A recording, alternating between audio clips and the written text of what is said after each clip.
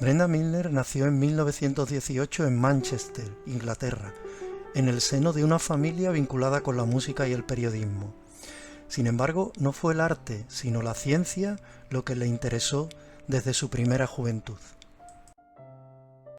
En 1936 comenzó a estudiar matemáticas en la Universidad de Cambridge. Tras terminar los exámenes de primer año y darse cuenta de que ese no era un campo adecuado a sus aptitudes, decidió pasarse a la psicología. El departamento de psicología de Cambridge, liderado por Frederick Bartlett, tenía una fuerte orientación experimental y biológica, y allí, bajo la tutela de Oliver Zangwill, el padre de la neuropsicología británica, Brenda Milner comenzó a interesarse por el estudio de las funciones psicológicas en pacientes con daño cerebral. Durante la Segunda Guerra Mundial participó en investigaciones aplicadas para el ejército británico y en 1944 se trasladó a Canadá. Al llegar a Canadá, comenzó a dar clases de aprendizaje en la Universidad de Montreal. Mientras realizaba sus tareas docentes, asistía a seminarios vespertinos en la Universidad McGill.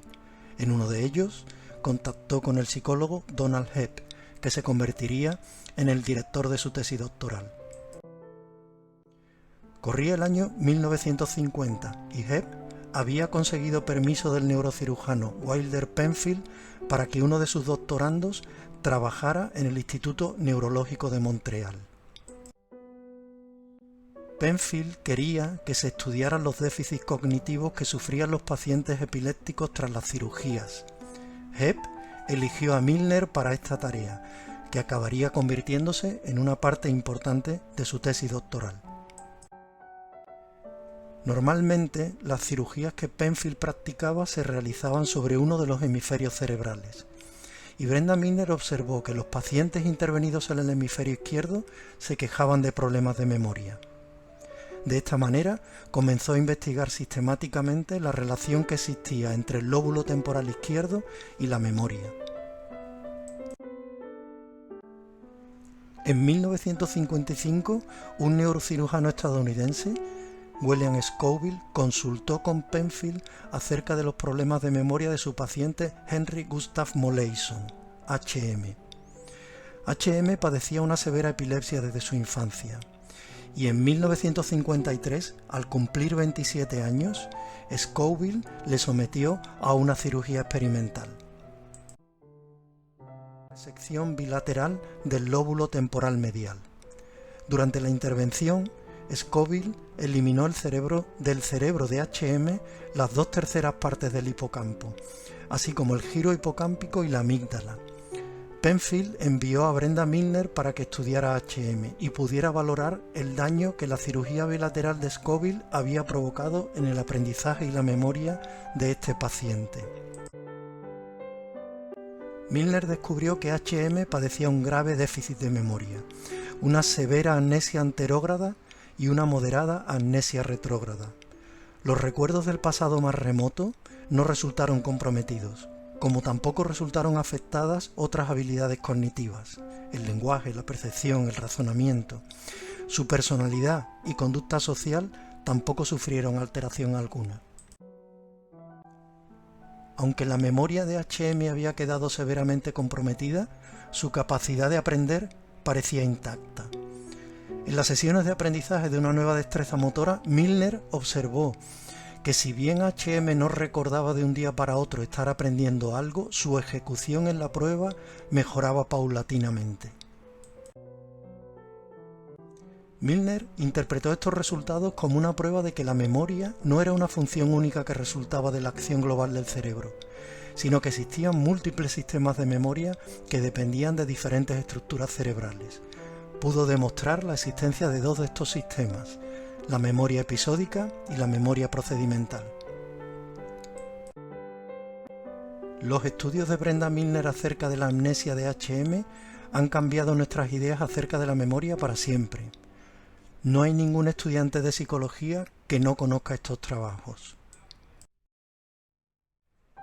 Henry Moleison falleció en 2008.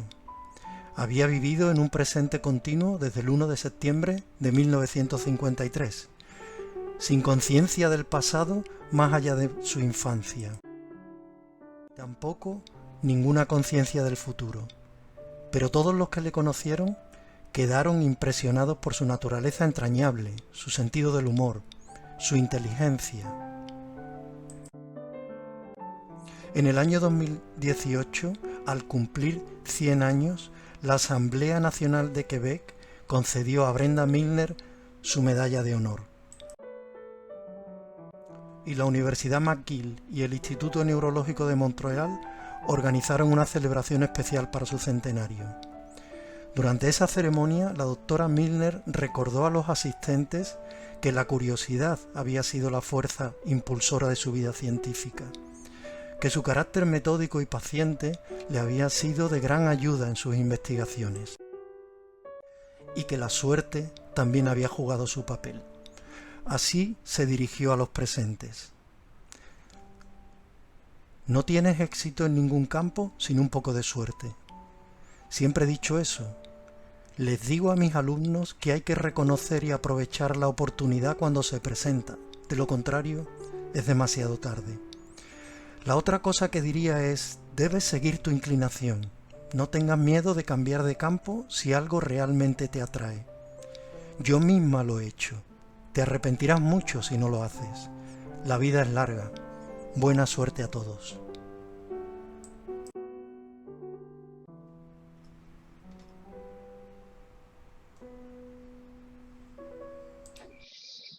Brenda Milner nació en Manchester en el año 1918 en Reino Unido y es considerada pionera de la neuropsicología, una disciplina psicológica que se enclava dentro de las ramas de la neurociencia y que estudia las relaciones entre el cerebro y la conducta. Brenda Milner considerada una figura fundamental para los avances científicos sobre las bases neurales del aprendizaje y la memoria. ¿Cómo fue sus comienzos en la neuropsicología? ¿Cómo fueron sus comienzos en investigación? Pues bien, ella se licenció en Psicología Experimental en Cambridge en el año 1939. Tras el estallido de la Segunda Guerra Mundial, viaja a Canadá, donde realiza una tesis de investigación en la Universidad de McGill y en colaboración con el Instituto Neurológico de Montreal. Su tesis fue dirigida por el archiconocido profesor Donald Hebb, padre de la neurociencia del aprendizaje. A la vez que realizaba su tesis de investigación, Brenda Milner también era docente en la Universidad de McGill. La tesis que fue dirigida por Donald Hebb, realizada en el Instituto Neurológico de Montreal, fue una tesis fundamental para ella, puesto que evaluó procesos de aprendizaje alterados en pacientes que tenían una lesión unilateral en los lóbulos temporales. Eran pacientes con epilepsia, de los cuales eran intervenidos por el neurocirujano Wilder Penfield.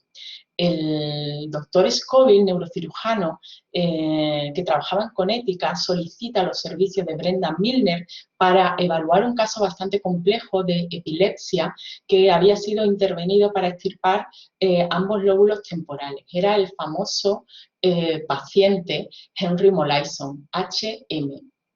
Este caso resultó ser un caso que supuso un antes y un después, no solamente en la vida de Brenda Milner, sino para los neurocientíficos que trabajamos en aprendizaje y memoria. Realizó una serie de experimentos diseñados para evaluar memoria y capacidad de aprendizaje en este paciente y los resultados demostraron que la extirpación bilateral de lóbulos temporales provoca una importante amnesia anterógrada, es decir, una incapacidad de almacenar nuevos eventos en la memoria a largo plazo. No obstante, el paciente sí podía adquirir nuevas habilidades motoras que entrenaba mediante repetición a lo largo de los días. Este descubrimiento fue revolucionario.